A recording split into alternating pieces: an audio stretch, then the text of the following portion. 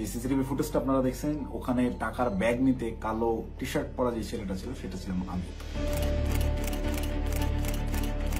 ওয়েস্টিনের নিচে সাদা CF motor বাইকে হেলমেট লাগানো অবস্থায় আমার সাথে কথা বলতেছিলেন একজন উপদেষ্টা। সেই উপদেষ্টা ছিলেন আসিফ মাহমুদ সজীব ভুইয়া। মোহাম্মদপুর থানার মতো একটা ছোট্ট একটা থানার একটা বৈষম্যবিরোধী ছাত্র আন্দোলনের আর সেই ছেলেপেলে মব ক্রিয়েট করতে গিয়ে ধানমন্ডি থানা ধরা খাইলো, তাদেরকে ছাড়ে আনলো কি? আব্দুর রহমান মাসুদের মতো এত বড় ফিগার, এই ইন্টারন্যাশনাল নেতা ওই রকম লোকজনদেরকে ছাড়াইতে থানায় যায় কেন যায়? খোঁজ করেন, চোখের সামনে দেখতে পাচ্ছেন কারা কারা ধনী হয়ে গেছে, কিভাবে রাতারাতি ফকির বলা কোটিপতি হয়েছে, এটা ওপেন সিক্রেট। এবং এদের এইসব টাকা পয়সা আসছে থেকে এইভাবেই।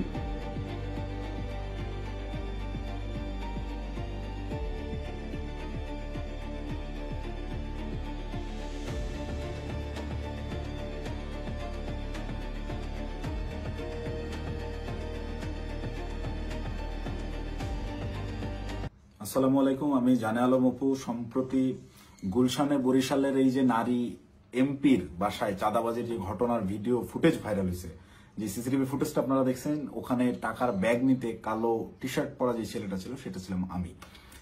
আপনারা এই একটি সিসিটিভি ফুটেজের মাধ্যমেই দেখেছেন যে বৈষম্যবিরোধী ছাত্র আন্দোলনের সমন্বয়করা চাঁদাবাজিতে জড়িত। আপনাদের যে সমন্বয়করা গত বছর আন্দোলনে আপনাদের কাছে মহানায়ক ছিল, তারা হয়ে গেল চাঁদাবাজ। কিন্তু আমার কিছু প্রশ্ন আছে। আপনারা কি জানেন যে এই যে টাকা নেওয়ার যে ফুটেজটা, এটা সকাল 9টা থেকে 10টার ভিতরকার সময়ের মধ্যে, তার ঠিক কয়েক ঘন্টা আগে ভোর 5টার সময় ওই জোনের ডিসি ওসি সবাইকে অবগত করে একদম অফিসিয়াল প্রসেসে আইনিভাবে আইন শৃঙ্খলা বাহিনী অর্থাৎ পুলিশ বাহিনীকে সাথে করে নিয়ে স্বামীর সেই বাসায় আমরা অভিযান চালাই। আপনারা কি জানেন সেই অভিযানে যাওয়ার আগে গুলশানেরই কোনো একটা জায়গায় আমার সাথে উপদেষ্টা আসিফ মাহমুদের কথা হয়? কই নিউজ মিডিয়ায় এত কিছু আসলো, এই 2 মিনিটের সিসিটিভি ফুটেজটাই কেন? আগের রাতের গোটা অভিযানের বিষয়টাকে একদম স্রেফ ধামাচাপা দেওয়া হলো কেন? ভোরবেলার সেই পুলিশ সাথে করে নিয়ে যে অভিযান চালানো হয়, 5টা থেকে 6টা পর্যন্ত টানা 1 ঘন্টা শাম্মী আহমেদের বাসায় অভিযান চলে, আইন শৃঙ্খলা বাহিনী সহ। গোটা বাসা তন্ন তন্ন করে খোঁজা হয়, কোথাও শাম্মীকে পাওয়া যায় না। কিন্তু বাসা অভিযান চলাকালীন সময়ে প্রত্যেকটা জায়গায় আমরা বুঝতে পারছিলাম এখানে শাম্মী ছিল। তার ব্যবহৃত জিনিসপত্র, বেডের পাশে তার ফোন, তার হেডফোন, তার জুতা, এভরিথিং, তার ভ্যানিটি ব্যাগ, সবকিছু একদম স্পষ্ট বোঝা যাচ্ছিল শাম্মী এই জায়গায় ছিল। সামহাও ইনফরমেশন লিক হয়ে গেছে, সে চলে গেছে।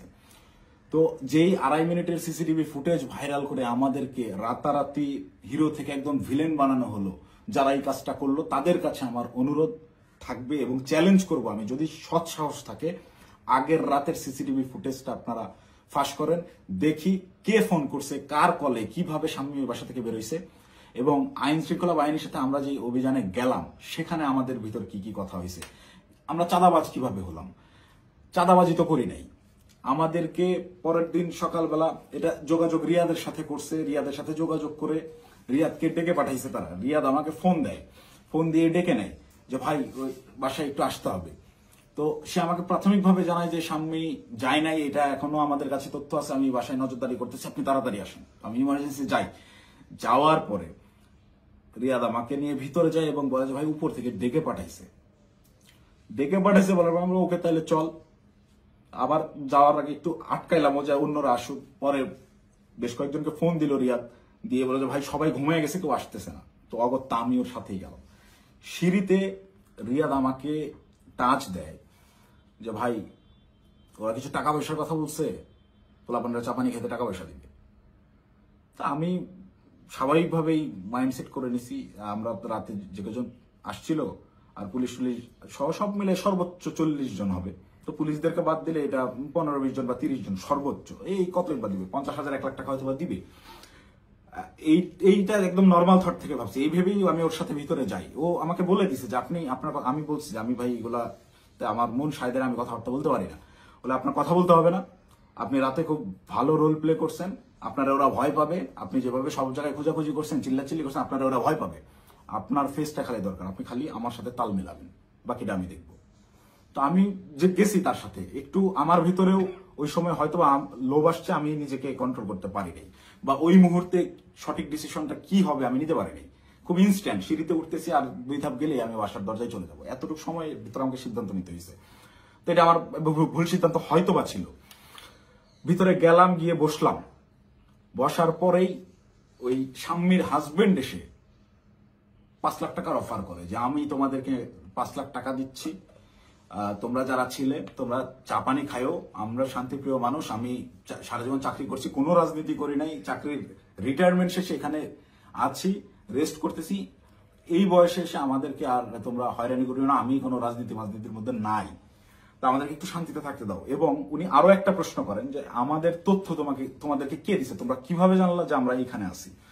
এই দুইটা বিষয় উনি জিজ্ঞেস করেন, একটা হচ্ছে অনুরোধ করেন ওনাদেরকে ডিস্টার্ব না করতে, আরেকটা হচ্ছে ওনারা যে এই বাসায় আছেন, স্বামী যে এই বাসায় থাকেন বা ওনারা এই বাসায় আছেন, এই তথ্যটা কে দিছে। এই দুইটা ইসের বিনিময়ে সে 5 লাখ টাকা দিতে রাজি হয় এবং আনতে চলে যায় এখন, যে তো আমি তোমাকে 5 লাখ টাকা দিচ্ছি, তোমরা এটা নিয়ে যাও। দেন রিয়াদ রেসপন্স যেটা করে, রিপ্লে করে, সেটা শুনে আমি রীতিমতো আকাশ থেকে পড়ছি। ও একরকম ঝাড়ি মেরেই বলে আমি চ্যালেঞ্জ করতেছি, এই আমরা যতক্ষণ ছিলাম গোটা সময়ের ওই প্রায় আমরা 15 থেকে 20 মিনিট ছিলাম, গোটা টাইমের সিসিটিভি ফুটেজ তারা ফাঁস করুক।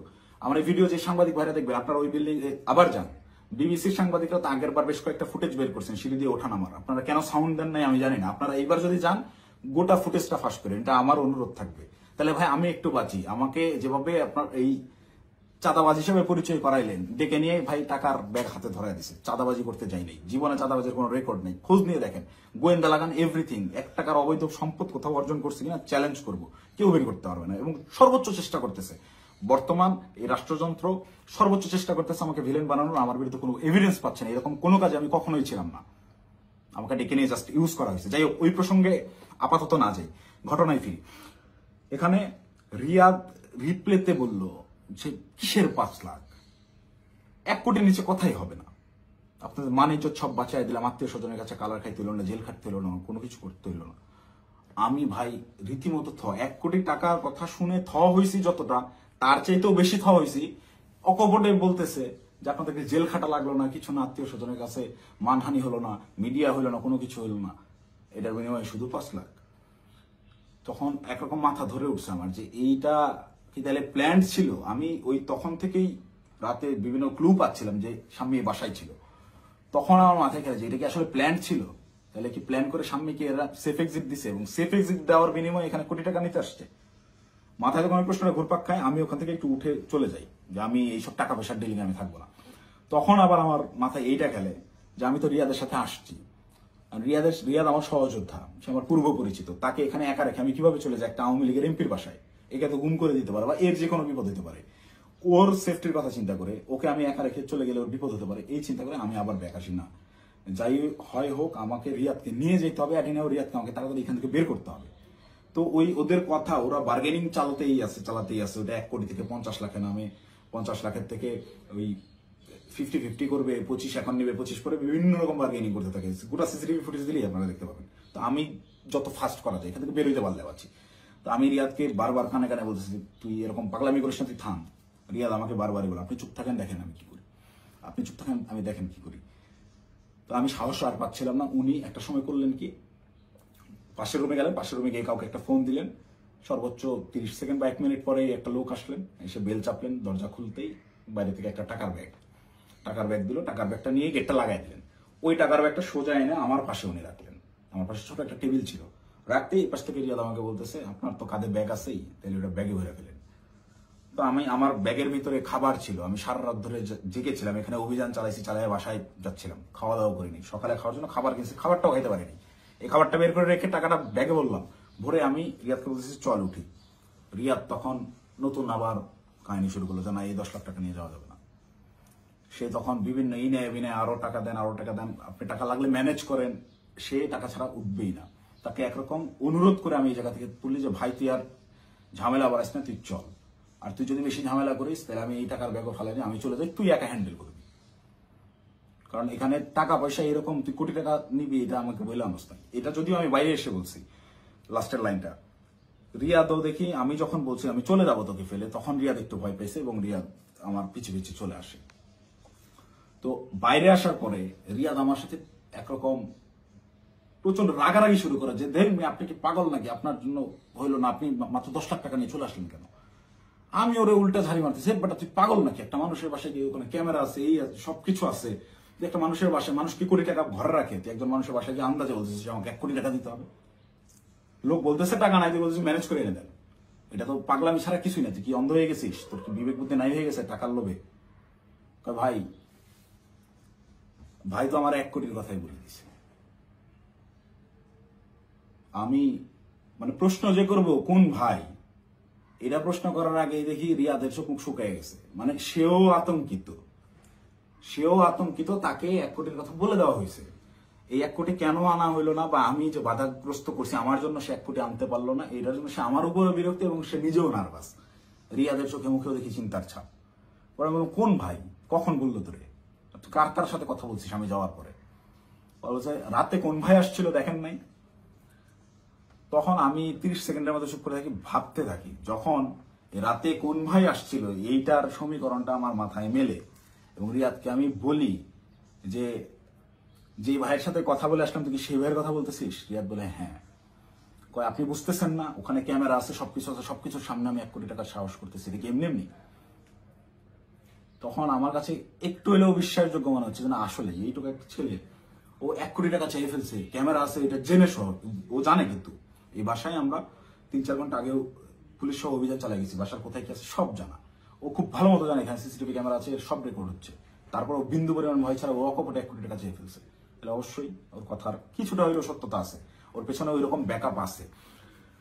তো আমি একরকম মন খারাপ করে চলে যাচ্ছে, আমার মাথায় কিছু কাজ করতেছে না। তো রিয়াদ আমাকে জোর করে টেনে রিক্সায় তুলে ওই টাকার ব্যাগ সহ ঢাকার বিভিন্ন জায়গায় ঘোরাঘুরি করতে গেছে। আমাকে বিভিন্নভাবে কনভিন্স করতে থেকেছে, ভাই উনি তো বলছে।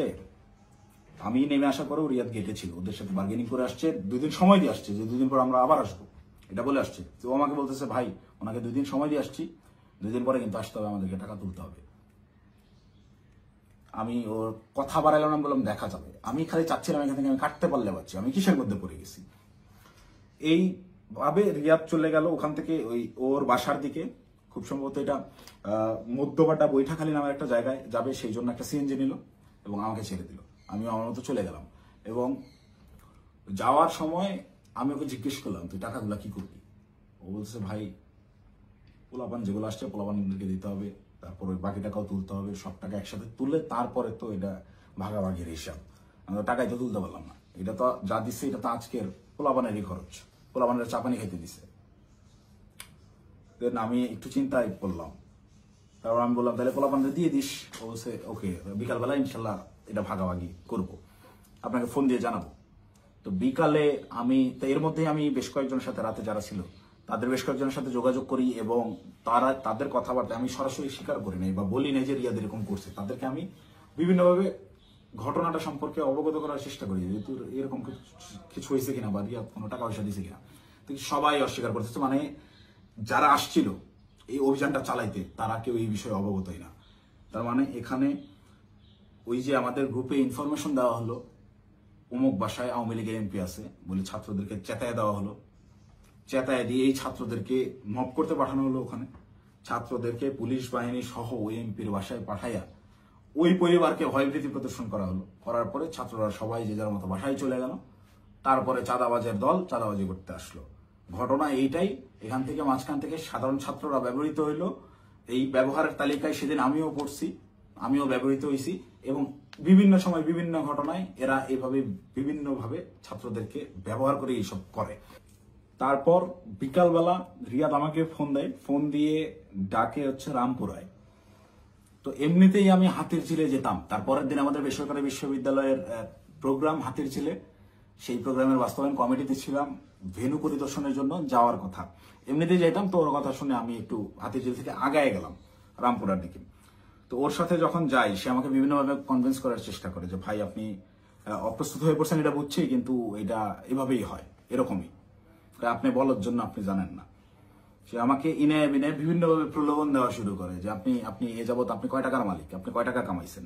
দেন আমি ওকে ডিরেক্ট বলি যে ভাই এই মাসে আমার সেমিস্টার ফাইনাল পরীক্ষা গেছে, আমি টিউশন ফি দিতে পারি না, জন্য পরীক্ষা দিতে পারিনি। আপনার জায়গায় যদি আমি থাকতাম, রিয়াদ সরাসরি আমাকে বলছে, আপনার ফেস যদি আমার থাকতো, আমি যদি আপনার ওই আপনার কেন্দ্রীয় যে পদ, সেই পদ যদি আমার থাকতো, এতদিন আমি কমপক্ষে 20 কোটি টাকা কামাইতাম। রিয়াদ আমার মুখের বলছে আপনি একটা বলদ। তো আমার এই কথাগুলো শুনে আরো বেশি খারাপ লাগতে লাগলো যে কি বলে, প্রচন্ড মন খারাপ। আমি ওকে বলি যা হয়েছে বাদ, আমরা হাতি জেলে যাই, প্রোগ্রামের কি অবস্থা দেখি। আমার মূল কনসার্ন আমার আবার সাংগঠনিক কাজে ফেরা। তো হাতি জেলের প্রোগ্রামের ওইটা পরিদর্শন করে ওই জায়গা থেকে সন্ধ্যা হয়ে গেছে।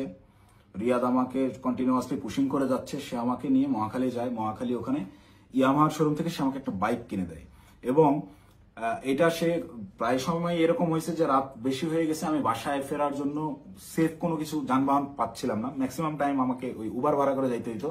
আমি ওদের কাছ থেকে টাকা ধার নিতাম এবং প্রায়শই এটা বলতাম যে আমার একটা বাইক থাকলে খুব ভালো হতো। এইটাকে সে কাজে লাগে, আমাকে একটা বাইক কিনে দেয় সে, আমাকে সাথে করে নিয়ে গিয়ে, এবং সে আমার পিছনে বাইকে চড়ে ঘুরে ঢাকা শহরের বিভিন্ন জায়গায়।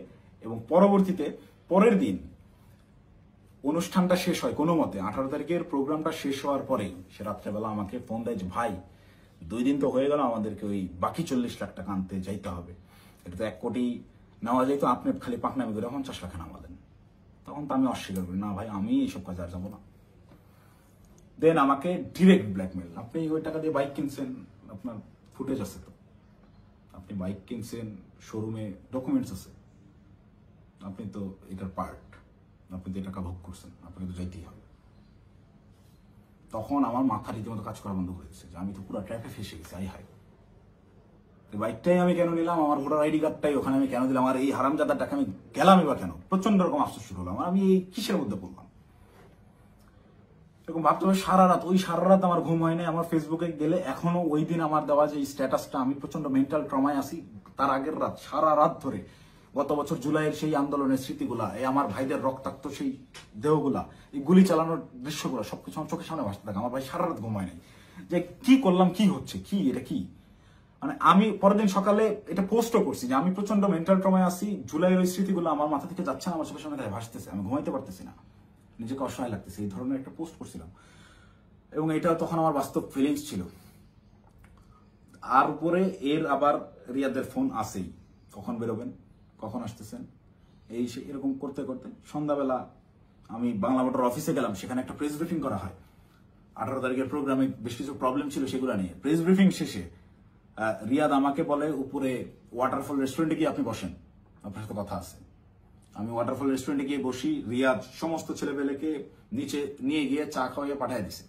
পাঠিয়ে দিয়ে সে ওয়াটারফলে আসে এবং আমাকে বলে যে সোজা সাপটা এখন যাইতে হবে, গিয়ে টাকাটা নিয়ে আসতে হবে। আমাকে 2 দিন সময় দেওয়া হয়েছে, 2 দিন পার হয়ে গেছে, আর কোনোভাবে কালক্ষেপণ করা যাবে না, প্রচুর চাপ আসতেছে, আপনি চলেন। তো আমি একরকম চিপাই পড়ে গেছি। ওর কথা শুনে আমি ওই জায়গায় যে রেস্টুরেন্টে বসছি, ওইখান থেকে বের হওয়ার অপশন নাই। তো আমি বাধ্য হয়ে বললাম আচ্ছা চল দেখা যাক। তো এই দিন গিয়ে আমি সর্বোচ্চ চেষ্টা করছিলাম যে কিভাবে এটা এড়ানো যায়। আমি গেটের সামনেই হোন্ডা থামায় ভিতরে ঢুকে দারোয়ানের সাথে কথাবার্তা বলে ওদের উপরে গিয়ে 2টা বেল চেপে আমি খালি ওরা টানতেছি, যারা বাসায় নেই আয়, তুই দরজা খুলবে না, আয় আয়, এই বলে ওকে বের করে নিয়ে আসছি। নিয়ে আসার পরে আবার হোন্ডা টান দিয়ে চলে আসছি। তারপর থেকে ওই দিন থেকে আমি ওর সাথে যোগাযোগ করা বন্ধ করে দিছি। টানা 2 দিন ওর সাথে আর যোগাযোগ করি নাই। ও আমাকে মেসেজ দেয় বিভিন্ন ভাবে, আমি যে টাকা নিছি, আমাকে যে ট্র্যাপে ফালানো হচ্ছে, এইটা বারবার সে উল্লেখ করার চেষ্টা করে। আমাকে মেসেজ করে, ভাই টাকা নিয়ে হারায় গেলেন, খোঁজ নাই কেন? প্রত্যেকটা মেসেজে টাকা শব্দটা মেনশন করে, যেন পরবর্তীতে সেটা স্ক্রিনশট আমার বিরুদ্ধে ব্যবহার করতে পারে, বা আমাকে বোঝায় যে তুমি যে টাকা নিচ্ছ এটা কিন্তু এভিডেন্স আছে। আমাকে ব্ল্যাকমেল করার চেষ্টা করে। তো আমি রিয়াদের মেসেজ রেসপন্স করা অফ করে দিলাম একটা সময়। এবং যখন দেখলাম আমি ট্র্যাপে ফেসে গেছি এবং ওরা যা বলে আমাকে তাই করতে হবে, তখন আমি রিয়াদের সাথে সম্পূর্ণরূপে যোগাযোগ করা বন্ধ করে দিই এবং রিয়াদকে বলি তুই যদি আমাকে এইগুলা নিয়ে চাপ দিস তাহলে আমি কিন্তু সমস্ত কিছু ফাঁস করে দেবো, এবং ওই বাসায় তুই যদি আরেকবার যাস, আমি এখনই ওই বাসার লোককে ফোন দিব, সে যেন থানায় বলে রাখে, পুলিশ দিয়ে তোদের যেন ধরায় দেয়, অথবা এই সিসিটিভি ফুটেজ যেন ফাঁস করে দেয়, আমার যা হবে হবে, তোদের এইসব আমি আর মানতে পারতেছি না। দেন রিয়াদও ভয় পেয়ে যায়, একরকম ও আমাকে থ্রেট মনে করা শুরু করে। ও দেখি রিয়াদ আর ভয় আমার সাথে যোগাযোগ করতেছে না। এবং সর্বশেষ যে ঘটনাটা ঘটে, রিয়াদ যেদিন ধরা খায় সেই দিন সে আমাকে না জানায় গেছে, সে আমাকে থ্রেট মনে করা শুরু করে। এবং এইটা সে তার উপর লেভেলের যে ভাইরা আছে, যে ভাইরা তাকে নিয়ন্ত্রণ করে, সেই ভাইদেরকে সে জানায় যে অপু এটা পজিটিভলি নেয় নাই, প্রচুর সমস্যা করতেছে। আর আসলে পজিটিভলি নেওয়ার মতো না, এই এক্সপিরিয়েন্স আমার লাইফে ফার্স্ট টাইম। তো রিয়াদ ওই দিন যে গেল আমাকে সম্পূর্ণরূপে না জানায়, এবং আমার কোনো আগ্রহ ছিল না, আমি ওইটাতে যাইও নাই, এবং আমি যাব না জন্যই, ওদের এই ট্র্যাপে আমি আর ইউজ হব না জন্য প্রচন্ড রাগে ক্ষোভে আমি একরকম ওই ফোন টোন সব অফ করে একটু সাইলেন্ট হয়ে যাই, যে আমাকে যেন না পায়। আমার ভালোই লাগতেছে না, আমার বিবেকের তাড়নায় আমার মন চাচ্ছিল আত্মহত্যা করি। মানে আমার কিছু করার নাই, ওরা ব্ল্যাকমেল করা শুরু করছে, আপনি হুন্ডা কিনছেন, এই করছেন সেই করছেন। রিয়াদ যেদিন অ্যারেস্ট হয়ে প্রথমে থানায় গিয়ে প্রথম স্টেটমেন্টই এটা দিছে যে এই জায়গায় চাঁদাবাজি জানে আলম অপু করছে, টাকা জানে আলম অপু নিচ্ছে, সেই টাকা দিয়ে সে বাইক কিনছে। মানে এইটা পূর্ব থেকেই ওকে শেখানো স্টেটমেন্ট। টাকা নিলি 10 লাখ, থানায় গিয়ে সাংবাদিকদের সামনে বলতেছে যে এরা 5 লাখ টাকা দিচ্ছে, 5 লাখ টাকায় জানা আলম অপু নিচ্ছে, নিয়ে 3 লাখ টাকা দিয়ে বাইক কিনছে, বাকি টাকা ওর ওয়াইফের চিকিৎসায় খরচ করছে। মুখস্থ বয়ান বলে দিবি, তুই কি জানাস আমার ওয়াইফ অসুস্থ কিনা? আন্দাজে একটা কথা যে বলে দিল, আমার ওয়াইফের গত 6 মাসে ওইরকম মেজর কোনো অসুস্থতা আসে নাই যে যার জন্য মেডিকেলে টাকা দিতে হবে। যাই হোক, রিয়াদ অ্যারেস্ট হয়ে থানায় গিয়ে যখন প্রথম স্টেটমেন্টটাই আমার বিরুদ্ধে দিল, এবং ওই জিনিসগুলো যখন আমি দেখলাম যে আমার সিসিটিভি ফুটেজ ভাইরাল করা হয়েছে, এবং রিয়াদ রিমান্ডে তো গেল পরে, আমি রিমান্ডে যাওয়ার পরে স্টেটমেন্ট দিলেও আমি বলতে পারতাম যে সে নির্যাতনের ঠেলায় হয়তোবা নিজে বাঁচার জন্য দোষ আমার উপর পার করেছে। তা না, সে অ্যারেস্ট হয়ে থানায় গিয়ে প্রথম স্টেটমেন্ট দিচ্ছে আমার বিরুদ্ধে যে এইগুলো সব জানালো মুখ করছে। এটা তার শেখানো বলে ছিল, তার উদ্দেশ্য ছিল আমাকে কর দেওয়া। এবং এখন পর্যন্ত রিয়াদের বিষয়টাকে ইচ্ছাকৃতভাবে মিডিয়া ট্রায়ালে রাখা হয়েছে, যতক্ষণ পর্যন্ত আমাকে না ধরতে পারবে, এই সমস্ত দোষ আমার উপরে না চাপাইতে পারবে, ততক্ষণ পর্যন্ত এরা থামাবে না। এরা আমি বাইরে থাকাটা থ্রেট মনে করতেছে। আমি আসতেছি, যে কোনো সময় আমি অ্যারেস্ট হয়ে যেতে পারি, আমাকে ওই হাসিনার মতো গুম করা হবে। হাসিনা যেভাবে নিয়ে আয়না ঘরে রাখতো মানুষজনদেরকে, কেউ জানতো না, বলতো সে নিজে একা একা হারায় গেছে। আমাকে বলতো যে সে চাঁদাবাজি করছে, করে এখন গা ঢাকা দিছে, কোথায় না কোথায় গিয়ে আছে। তো আমি জানি না আমার আসলে কি অপেক্ষা করতেছে, তবে আমি মহান আল্লাহ তাআলার কাছে শুকরিয়া জ্ঞাপন করতেছি। হয়তোবা জীবনে কোনো একটা ভালো কাজ করছিলাম, যার বিনিময়ে আল্লাহ তাআলা আমাকে ওই দিন ওই জায়গাটায় নেওয়া থেকে বিরত রাখছিলেন। আল্লাহ তাআলা হয়তোবা চান নাই যে আমি ওই পরিমাণ বেইজ্জতি হই, যার কারণে আমাকে নেয় নাই। আমি শুকরিয়া আদায় করি মহান আল্লাহ তাআলার কাছে, আমি চিরকৃতজ্ঞ। যাই হোক, এখন আমি যে কোনো সময় আমাকে আপনারা জেলখানায় দেখতে পারেন, আমার লাশ আপনারা নদীতে ভাসতে দেখতে পারেন, অথবা হঠাৎ করে একদিন টেলিভিশন খুলে দেখবেন যে আমি ওই বসে আছি, আমার সামনে প্রচুর টাকা পয়সা, মদ, তারপর হচ্ছে অস্ত্র দিয়ে আমাকে দেখানো হচ্ছে আমি ঢাকা শহরের সবচেয়ে বড় মাফিয়া ছিলাম, গ্যাংস্টার ছিলাম, আমাকে অ্যারেস্ট করা হয়েছে। এরকম যে কোনো নাটকই সাজানো হইতেই পারে। তো এই নাটকগুলো যদি সাজানো হতে পারে, বা আমাকে এভাবে ফাঁসানো হতে পারে, আমাকে দিয়ে এই কথাগুলো বলানো হতে পারে, তার আগেই সঠিক সত্যটা জাতির উদ্দেশ্যে, জাতিরকে জানানোর জন্য আমার এই ভিডিওটা বানানো। এখন আসি, অনেকেই এই ভিডিও দেখে বলবেন যে ভাই তুই এই 4-5 দিন ধরে চুপচাপ থেকে খুব সুন্দর স্ক্রিপ্ট লিখছিস। অনেকে, আমি যখন পোস্ট করছিলাম যে আমি গোটা বিষয়টা ক্ল্যারিফিকেশন একটা ভিডিও দিব, অনেকেই কমেন্ট করছে যে হ্যাঁ ভাই সময় নেন, সমস্যা নাই, ভালো করে স্ক্রিপ্ট লেখেন তারপর আইসেন। তো এইখানেও যারা বলবেন যে স্ক্রিপ্ট করা হয়েছে, তাদেরকে আমি বলবো ওই 17 জুলাই 16 জুলাই পার হয়ে রাত 12টার পরে, যখন 17 জুলাই পরে, ওই 17 জুলাই ভোর 4:15 থেকে 30 এই 15 মিনিট সময়, কিংবা 4:10 থেকে 4:30 এই 20 মিনিট, বা আমি যদি আরো 10 মিনিট বাড়াই, 4:10 থেকে 4:40 পর্যন্ত 30 মিনিট আমি বললাম, এই 30 মিনিটের ওই যে গুলশান 2 মোড় পার হয়ে যেই 5 স্টার হোটেলটা, ওয়েস্টিন ইন্টারন্যাশনাল যে হোটেলটা, এই ওয়েস্টিনের নিচে সাদা সিএফ মোটো বাইকে হেলমেট লাগানো অবস্থায় আমার সাথে কথা বলতেছিলেন একজন উপদেষ্টা। সেই উপদেষ্টা ছিলেন আসিফ মাহমুদ সজীব ভুইয়া। আপনাদেরকে চ্যালেঞ্জ করব, আমাকে ভুল প্রমাণ করার আগে আপনারা ওই সিসিটিভি ফুটেজ জাতির সামনে আনবেন, এনে দেখাবেন যে ওই সময় আসলে এরকম কোনো কিছু ঘটে নাই, আমার সাথে আসিফ মাহমুদ সজীব ভুইয়ার কোনো কথাবার্তা হয় নাই, সে ওখানে আসে নাই। একজন উপদেষ্টা ভোর 4টার সময় বাইকে চড়ে হেলমেটে মুখ ঢেকে গুলশানের মতো অভিজাত এলাকায় কি কাজে আসে, এটা আমার জানার কথা না। আমি তো মামুলি পার্সন, তারা তো হাই লেভেলের পার্সন, আর আমার সাথেই কেন কথা বলতে হয় বা কি বা কথা হয়। এবং ওই যে রিয়াদ বলল রাতে যেই ভাই আসছিল, এবার সমীকরণটা আপনারাই মিলাম যে রাতে কোন ভাই আসছিল, কোন ভাইয়ের সাথে আমার কথা হয়েছে এবং কোন ভাইয়ের কথা রিয়াদ ইন্ডিকেট করছে। শুধু ওই ভাই না, আরো যেসব ভাই আছে সব ভাইরাই এটাতে জড়িত এবং এটা ওপেন সিক্রেট। এই সকল ভাইরা, এই যে আমাদের আসিফ মাহমুদ সজীব ভুইয়া ভাই সেদিন যে সিএফ মোটো বাইকটা নিয়ে আসছে, এই রাত্রেবেলা বাইক রাইডিং করতে সে গুলশানে আসছে, ওই ওয়েস্টিনে 5 স্টার হোটেলে ছাড়া সে বসে না কোথাও।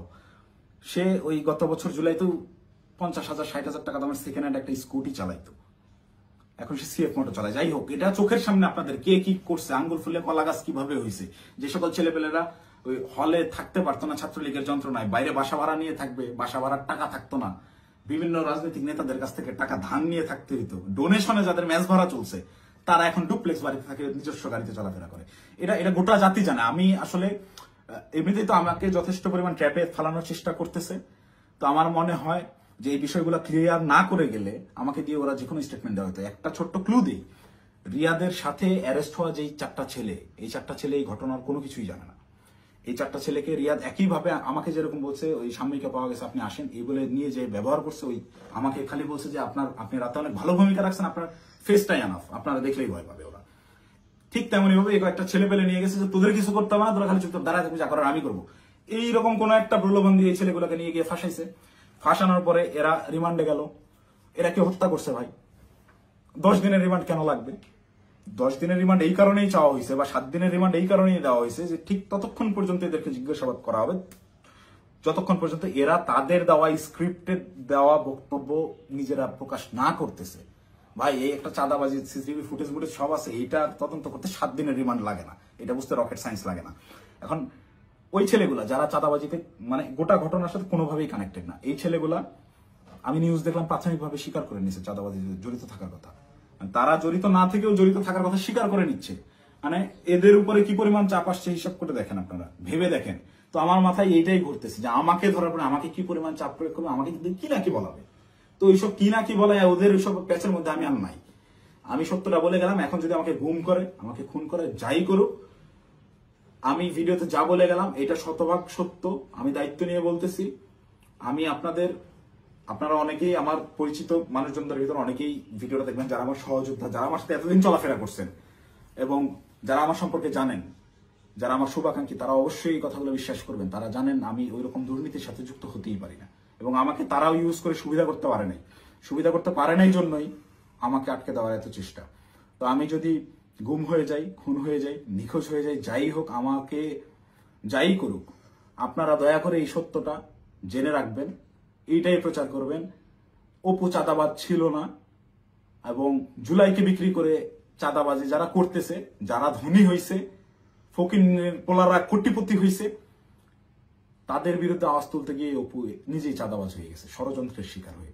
ভাই আমি যদি চাঁদাবাজি করতাম, ভাই এই 1 মাস আগে আমার ইউনিভার্সিটিতে আমার সেমিস্টার ফাইনাল পরীক্ষা গেল, মাত্র 60 থেকে 70,000 টাকার মতো আমার ডিউ ছিল। এই 60-70,000 টাকা আমি দিতে পারিনি, এই জন্য পরীক্ষা দিতে পারিনি। আমি এনসিপির পদযাত্রায় গেলাম 5 তারিখে পদযাত্রা আমার জেলায় ছিল, আমি 4 তারিখে গেছি। আত্মীয় স্বজন, বাসার ফ্যামিলি মেম্বার সবাই জানে যে আমি আমার জেলায় সমাবেশ, এই কারণে আমি পরীক্ষা দিচ্ছি না। আসলে আমি টাকার অভাবে পরীক্ষা দিইনি। আপনার ইউনিভার্সিটিতে খোঁজ নিয়ে দেখেন, আমার পোর্টালে গিয়ে দেখেন আমার ডিউ কত টাকা। আমি রেজিস্ট্রার স্যারকে মেইল করছিলাম যে স্যার আমাকে পরীক্ষা দেওয়ার পারমিশন দেওয়া যায় কিনা, তারা আমাকে পরীক্ষা দেওয়ার পারমিশন দেয় নাই ডিউ রেখে। আমি এনসিপির সমাবেশে যাই 4 তারিখ, আমার বউয়ের কাছ থেকে 4,000 টাকা ধার নিয়ে যাই এবং ওই টাকা শেষ হওয়ার পরে আরেক ফ্রেন্ডের কাছ থেকে 2,000 টাকা ধার আনি। এভাবে ধার দেনা করে চলা লোক আমি যদি চাঁদাবাজি করতাম, ওদের মতো কোটি কোটি টাকার মালিকই হইতাম, ওদের সাথে লিয়াজো করে এইসব করতাম, আমাকে এত কষ্ট দিন যাপন করতে হইতো না। তো আমাকে চাঁদাবাজের যে নাটক করে আমাকে চাঁদাবাজ বানায় ভিলেন বানানো হইলো, এদের জন্যই, এদের সাথে থেকে জুলাই এইরকম সংগ্রাম করছি, মানে আমার মাথায় খেলে না। আমি জুলাইতে, আপনারা যারা আমাকে আগে থেকে চেনেন তারা দেখছেন কিভাবে আমি একদম মুমূর্ষু অবস্থায় হাসপাতালে 13 দিন 14 দিন পড়েছিলাম। 30% 40% রিকভার করছি। অর্ধেক অসুস্থ অবস্থায় হাসপাতালের বেড থেকে চিকিৎসাধীন অবস্থায় আমি উঠে গিয়ে আবার আন্দোলনে যোগ দিচ্ছি। আমার মন মানতেছিল না, আমার বিবেক কোনোভাবেই থামতেছিল না, আমার মস্তিষ্ক মাঠেই পড়েছিল না, আমার ভাইদেরকে হত্যা করতেছে, এটা আমি মানতে পারবো না। তো একইভাবে এই চাঁদাবাজের ঘটনায় যেভাবে আমি ফেসে গেলাম, আমার মাথায় এইটাই ঘুরছে, না এটাতে আর সায় দেওয়া যায় না, এটা আমি সায় দিতে পারবো না। সেদিন থেকেই আমি বিরূপ আচরণ শুরু করি, এইসব চিন্তা ভাবনা আমার মাথায় ঘুরতে থাকে। আমি ওই জুলাইয়ে যে সংগ্রাম আপনাদের জন্য করছিলাম সেই সংগ্রাম সবসময় জারি রাখবো। আমি কখনো চাঁদাবাজি করি নাই ভাই, ওইটা আমার রক্তে নাই। আমার মায়ের ফোন গত 8 দিন ধরে আমি ধরার সাহস করি না। আমার মামাকে কন্টিনিউয়াসলি ফোন দিয়ে যাচ্ছে। আমার আম্মা আমাকে ওই শিক্ষা দেয় না, আমার বাবা আমাকে ওই শিক্ষা দেয় না। আমি মার ফোন ধরে যে হ্যালো বলবো, এই হ্যালো বলার সাহস আমি করতে পারিনি এখন পর্যন্ত। আম্মুকে আমি হ্যালো বলার পরে উত্তরটা কি দিব? আমাকে আপনারা চাঁদাবাজ বানায় দিলেন ভাই। আমার মাথায় গেল। আমার ওয়াইফ আমাকে ফোন দিয়ে বলতেছে যে আমার হাজবেন্ড চাঁদাবাজি করে, এটা আমাকে দেখতে হইলো। এটা দেখার আগে আমি আত্মহত্যা কেন করলাম না? আমার মৃত্যু কেন হলো না? তুমি দয়া করে এই মুখটা আমাকে আর দেখাইবা। আমি আমার ওয়াইফের ফোন এখন পর্যন্ত আর ধরার সাহস করি না। ওই যে ফোনটা কাটছি, মানে আমার জীবনটাকে এইভাবে কি যেই লোকজন আমাকে নিয়ে গর্ব করতো, আমার যেসব আত্মীয় স্বজন ভাই ব্রাদার যারাই ছিল, যারা গর্ব করতো আমাকে দিয়ে, তারা দেখে আমাকে নিয়ে উল্টাপাল্টা লিখতেছে ফেসবুকে। যে সকল লোকজন বিভিন্ন রকম কাগজপত্র, অমুকের মামা, তমুকের খালা, অমুকের বউ, এরে ট্রান্সফার, ওরে প্রমোশন, আমার বাসায় ভাই কমপক্ষে 100 জন বিশেষ ক্যাডারের সিভি বইরা আছে, যারা আমার পিছে পিছে ঘুরছে, এই কাজ করে দেবো, ওই কাজ করে দেবো, এইসব লোকজন কোটি কোটি টাকার অফার, এগুলো কাজ আমি করি নাই জীবনে, করে সচিবালয় গিয়ে তদবির করি নাই। এদের কোনো প্রবলেম না। আমার এগুলো আমি বলে রেখে যান, দেখা যাবে হোয়াটসঅ্যাপে মেসেজ ভাই দেখতেছি, পরের দিন থেকে আমি ইগনোর করি রীতিমতো। আমাকে কোনো প্রলোভনে এরা কেউই ফেলতে পারে না। কিন্তু আপনাকে মানে চাঁদাবাজ আপনাকে বানাবে কেন? চাঁদাবাজ বানাবে কেন? এই যে আমাকে ঘটনাটাই সিস্টেমেটিক্যালি রিয়াদ আমাকে ইনভলভ করে ফেললো। রিয়াদ তো আর জানতো না যে আমি এইভাবে রিয়াক্ট করে ফেলবো। রিয়াদ এটা কন্টিনিউয়াসলি করে। রিয়াদের বিরুদ্ধে প্রচুর অভিযোগ। ওর পেছনে শুধু ওর ওই মাঝরাতের ওই ভাই না, আরো অনেক ভাই জড়িত। ওকে অনেক ভাই শেল্টার দেয়। সেসব ভাইদের সাথে রিয়াদের কত ঘনিষ্ঠ সম্পর্ক, তার ছবি আপনারা দেখছেন। একটা কোলে নিয়ে ছবি তুলে, একটা ঘাড়ে নিয়ে ছবি তুলে। এটা এমনি এমনি না। আমি একজনকে চিনি না, তাকে আমি ঘাড়ে হাত দিয়ে ছবি তুলবো না, নর্মালি পাশে দাঁড়ায় ছবি তুলবো। হ্যাঁ, ব্যাপার আছে অনেক। ছবি তোলার ধরন, কথাবার্তার ধরন, আই কন্ট্যাক্ট, ওইগুলো দেখলে বোঝা যায় কার সাথে কিরকম সম্পর্ক। ফাইনালি এই যে আটকের যে নাটকটা, ভাই দেশে কত কি হয়ে যাচ্ছে। এই সামান্য 10 লাখ টাকার জন্য এত বড় নাটক, এই 4 দিন 5 দিন ধরে মিডিয়ায় এই আর এই, এটা এমনি এমনি না ভাই। এখানে পেছনে রাঘব বোয়ালদেরকে ঢাকার জন্য এই চুনোপুটিদেরকে বলির পাঠা বানানো হয়েছে। এদেরকে আমি হলপ করে বলতে পারি, আমি যতদিন অ্যারেস্ট না হচ্ছি, এই ঘটনায় আমার উপর দোষ চাপানো না হবে, ততক্ষণ পর্যন্ত মিডিয়ার ট্রায়াল থামবে না। যদি আমি এই ভিডিওটা না দিতাম, আমাকে ধরে নিয়ে ভিলেন হিসাবে বানাই দিয়ে গোটা ঘটনা ধামাচাপা দিয়ে দিত। বাট সামহাউ আল্লাহ চাইছেন আমি ওই দিন ওখানে যাই নাই। এবং আমি না যাওয়ার কারণটাও এই সত্যটা জেনে যাওয়া। আমি যখন এই সত্যটা জানছি, তখন থেকেই আমার বিবেকের তাড়নায় আমি একরকম আমার মাথা পাগল হয়ে গেছিল। একবার আমার আত্মহত্যার সিদ্ধান্ত নিচ্ছিলাম, একবার কি করবো ভেবে পাচ্ছিলাম যে আমি কোথায় এসে পড়লাম। এখন এরা আমাদেরকে দিয়ে, এরা আমাদের ছাত্রদেরকে ইউজ করে এইভাবে মব ক্রিয়েট করে চাঁদাবাজি করতেছে। আরে ভাই, এই ছাত্রদের রক্তের উপরে যারা এরা উপদেষ্টা হয়েছে, মানে নর্মাল থিঙ্কিং করেন। আপনি যখন এটা ভাববেন, আপনি ওই দিনগুলো যখন স্মরণ করবেন, আপনার চোখের সামনে একজন গুলি গেছে, রাস্তায় রক্ত পড়ে আছে, রক্তটা আপনার চোখের সামনে ভাসতেছে। এই রক্তের উপর দাঁড়ায় থাকা একজন লোক যখন এই রক্ত যারা ঝরাইছে সেই সকল ছাত্রদেরকেই আবারও ইউজ করে স্বার্থ হাসিল করতেছে। আমি তো মিথ্যা কথা বলতেছি না। খোঁজ করেন, চোখের সামনে দেখতে পাচ্ছেন কারা কারা ধনী হয়ে গেছে, কিভাবে রাতারাতি ফকির নির্বলা কোটিপতি হয়েছে। এটা ওপেন সিক্রেট। এবং এদের এইসব টাকা পয়সা আসছে থেকে এইভাবেই প্রত্যেকটা গ্রুপ। এই যে মোহাম্মদপুর থানায় আহ্বায়কে গ্রেফতার হইল, মোহাম্মদপুর থানার মতো একটা ছোট্ট একটা থানার একটা বৈষম্যবিরোধী ছাত্র আন্দোলনের আহ্বায়ক, যে ভোলা থেকে উঠে আসছে একটা ছেলে, সবাই মাত্র পলিটেকনিক পাশ করে আসছে, অনার্সে ভর্তি হয়েছে, বিএসসি করতে ভর্তি হয়েছে। এই ছেলে ঢাকা ইউনিভার্সিটিতে পড়ুয়া স্টুডেন্টের কাছে 1 কোটি টাকা চাঁদা চাচ্ছে। আর সেই ছেলে পেলে মব ক্রিয়েট করতে গিয়ে ধানমন্ডি থানা ধরা খাইলো, তাদেরকে ছাড়া আনলো গিয়ে আব্দুল হান্নান মাসুদের মতো এত বড় ফিগার। আব্দুল হান্নান মাসুদ তো এখন ইন্টারন্যাশনাল নেতা হয়ে গেছে। সে একটা সেদিন একটু ইসে দেখলাম, সে বলছে আমাকে দেশের সবাই চিনে, ইন্টারন্যাশনাল নেতারাও চিনে, সে ইন্টারন্যাশনাল নেতা হয়ে গেছে। তো এই ইন্টারন্যাশনাল নেতা ওই রকম লোকজনদেরকে ছাড়াইতে থানায় যায়। কেন যায়? ওই রাব্বি নাম ছিল ছেলেটার, মোহাম্মদপুরের রাব্বি, ওই রাব্বি যদি কট খায় ওই জায়গায়, আব্দুল হান্নান মাসুদের নামটা ফ্ল্যাশ হয়ে যায়। আব্দুল হান্নান মাসুদকে, ওই রাব্বিকে সেভ করতেই হবে, কিচ্ছু করার নাই। সে মিডিয়ার সামনে ওই জায়গায় তোপের মুখে পড়ছে হান্নান মাসুদ, তাও রাব্বিকে ছেড়ে আসে নাই। পুলিশের সাথে নেগোসিয়েশন করে নিয়েই আসছে রাব্বিকে তার ছাড়বে না। কিন্তু এই ঘটনাটাই আমি তো ধরাছোঁয়ার বাইরে ছিলাম। রিয়াদকে তারা সেট দিলেও আমি তো বাইরে ছিলাম, যে কোনো মুহূর্তে ফাঁস করতে পারি। এই ভয়ের জায়গা থেকে রিয়াদকেও আর বাঁচায় নাই যে দুইটাকেই আটকাতে হবে। আমাকে ধরার জন্য সর্বোচ্চ চেষ্টা করতেছে। আমি কতক্ষণ বাইরে থাকবো, কতক্ষণ টিকে থাকবো আমি জানি না। যে কোনো সময় আমার যে কোনো কিছু হয়ে যেতে পারে। তো আমি গোটা জাতির কাছে সত্যটা বলে গেলাম, এবং সেই দিন সিদ্ধান্তহীনতায় হোক কিংবা লোভের বশবর্তী হয়ে হোক, আমি যে ভুল কাজটা করে ফেলছি, রিয়াদের প্ররোচনায় পড়ে ওই জায়গায় বাসায় ওনাদের দেওয়া ওই টাকাটা হাতে নিয়েছি, এইটার জন্য আমি গোটা দেশবাসীর কাছে ক্ষমা প্রার্থী, এবং আমি আমার দোষ স্বীকার করে নিচ্ছি। এবং আমি প্রচলিত আইন অনুযায়ী, যেহেতু আমার নামে মামলা হয়েছে, আমি বিচার ফেস করতে রাজি আছি।